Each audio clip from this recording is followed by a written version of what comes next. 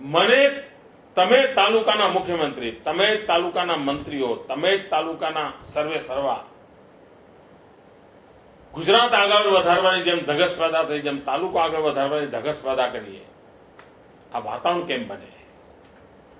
અને આ બધું આપણે કરી ચૂકેલા છીએ, પણ એને જરા વૈજ્ઞાનિક ઢબે આગળ વધારવું છે. મારો પૂરો સમય શક્તિ હું તમારી જોડે ખભે ખભો મિલાવીને કામ કરવા તૈયાર છું દોસ્તો. એક સાથીદાર તરીકે તમારી જોડે કામ કરવા તૈયાર છું. અને આમાં તમે જેટલા મૌલિક યોગદાન આપશો, આજે તમે જયારે ચર્ચા કરવાના છો 20-25 ગ્રુપો બનાવીને અને કોન્ક્રીટ ચીજો તમે કાઢવાના છો, અને ફિલ્ડનો માણસ જયારે કોન્ક્રીટ સૂચનો કરે ને ત્યારે એની તાકાત ખૂબ મોટી હોય છે. એક ફિલોસોફીના આધારે કોઈ વાત કહેવી અને વ્યવહારુ જીવનની વાત કહેવી, બંને વચ્ચે બહુ મોટું અંતર હોય છે. ફિલોસોફી પ્રેરણા આપે, પણ વ્યવહારુ વાત છે ને પરિણામ આપતી હોય છે, અને અલ્ટિમેટલી લોકોને પરિણામ જોઈતું હોય છે. આપણો આ 3 દિવસ જે 3 જુદા જુદા વિસ્તારના સેમિનાર થવાના છે, એમાં રાજ્યના લગભગ 2000 તાલુકા સ્તરની મેઇન ટીમ વિચાર વિમર્શ કરવાની છે. 800 જેટલા મિત્રો તમે ત્યાં બધા બેઠા છો. તમારા બધાના અનુભવનું ઘણું બધું ભાથું છે. આ રાજ્ય પ્રગતિ કરી રહ્યું છે, ઉમંગ છે. પ્રજા તરફથી કોઈ અવરોધ નથી. મિત્રો, તમે વિચાર કરો કે પ્રજા માણસનો આટલો બધો સહકાર મળતો હોય, આ રેરલી થતું હોય છે.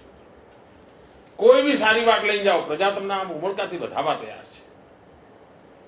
પ્રજામાંથી આટલો સહકાર મળતો હોય ત્યારે આપણે કેટલા બધા પરિણામ લાવી શકીએ. હમણાં આપણે 100 કલાક સમય આપો એવું લોકોને કહ્યું, કેટલો બધો સમય આપ્યો.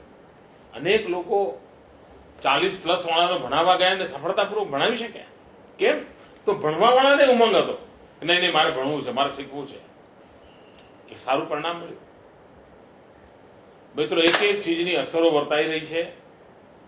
મારી અપેક્ષા આ છે કે તમે પોતે જ ફિલોસોફી ડેવલપ કરો કે તાલુકાના વિકાસ માટેની ફિલોસોફી શું, તાલુકાના વિકાસ માટેની વ્યવસ્થાઓ શું, તાલુકાના વિકાસ માટેની ટીમ શું.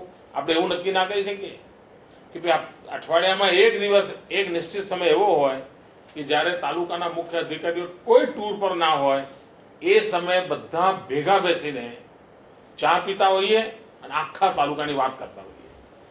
અઠવાડિયામાં એક દિવસ આવું કરી શકાય? તમે જો આપોઆપ તાલુકાની ટીમ બનવા માંડશે અને બધા જ બધાને મદદ કરતા થશે. અને જ્યારે બધા જ બધાને મદદ કરે ને, એટલે આપણા પરિણામોનું પ્રમાણ 2 ગણું, 5 ગણું, 10 ગણું થતા વાર જ ના લાગે. અને અવસ્થા એ મનુષ્યનો સ્વભાવ છે કે સાથે બેસીને તમે કોઈ પણ કામ કરો એટલે એક નવી તાકાત જન્મે ને જન્મે જ. તમે એકલા હો ને ભય લાગતો હોય, પણ 4 જણ સાથે હો તો ભય જતો રહે. તમારે એકલાને નદી પાર કરવી હોય તો તમને લાગે શું થશે, પણ 4 જણાની હિંમત કરો, ચલો ભાઈ એકબીજાનો હાથ પકડીને પડીએ, તો નદી પાર થઈ જતી હોય છે. સામૂહિકતાની તાકાત હોય છે.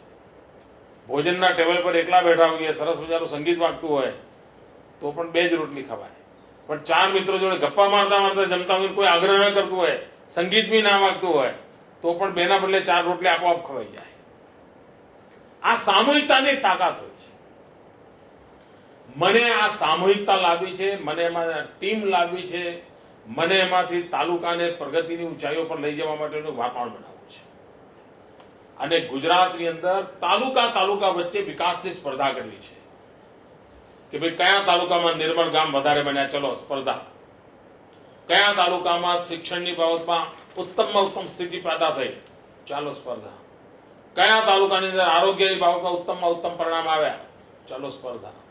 કેટલા તાલુકા છે જેને એનિમલ હોસ્ટેલ બનાવી, ચાલો સ્પર્ધા.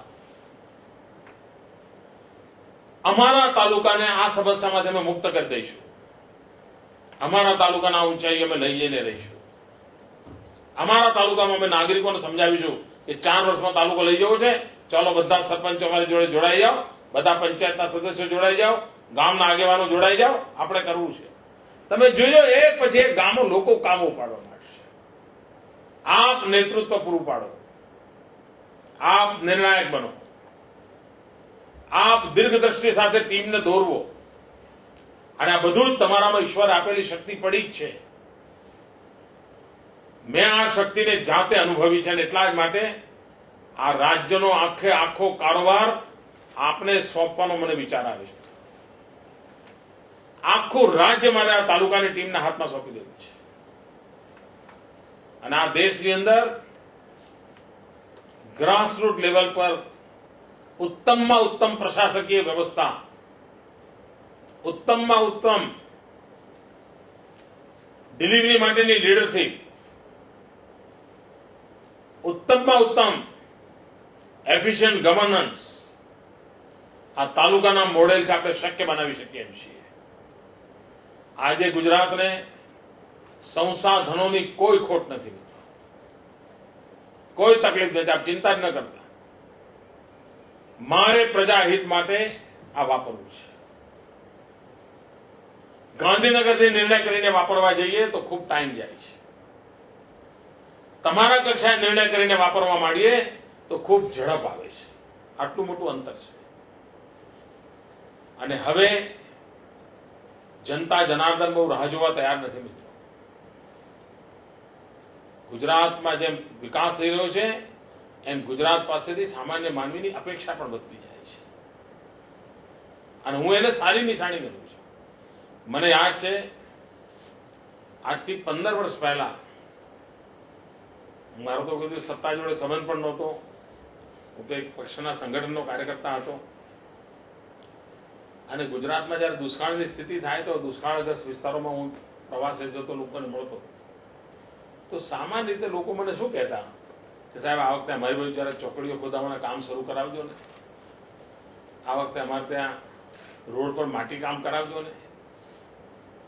કોઈ પણ ગામમાં જઈએ તો લોકોની રજૂઆત આટલી જ રહેતી હતી કે રોડનું માટીનું કામ જરા કરાવજો ને. ત્યારે ચોકડીઓ ખોદાય. અત્યારે જઈએ તો લોકો માંગણી કરે સાહેબ પેવર રોડ કરાવો ને. આટલું બધું અંતર આવી ગયું છે, આટલું બધું અંતર આવી ગયું છે. અને હું આને સારી નિશાની ગણું છું. 10 વર્ષ પહેલા ગુજરાતનું ગામડું તમારી પાસે માટી કામ કરવાની માંગણી કરતું હતું. 10 વર્ષની અંદર ગુજરાતનું ગામડું આપણને કહે છે કે સાહેબ સિંગલ લાઈન નહીં, ડબલ લાઈન રોડ કરો ને, સાહેબ પેવર રોડ થાય તો સારું.